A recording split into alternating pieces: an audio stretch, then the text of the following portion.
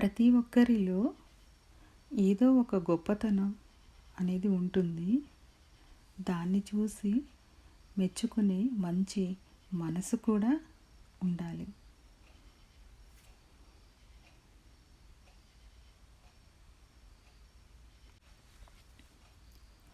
ఎదుటివారి ఆలోచనలను గౌరవించకపోయినా పర్వాలేదు, కానీ వారిని ఎప్పుడూ కూడా అవమానించకూడదు.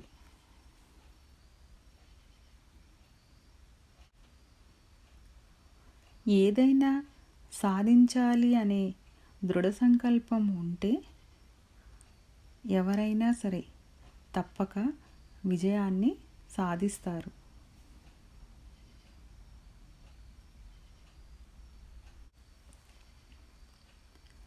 అబద్ధం తాత్కాలికంగా పనిచేస్తుంది, కానీ నిజం ఎప్పుడూ కూడా శాశ్వతంగా ఉంటుంది.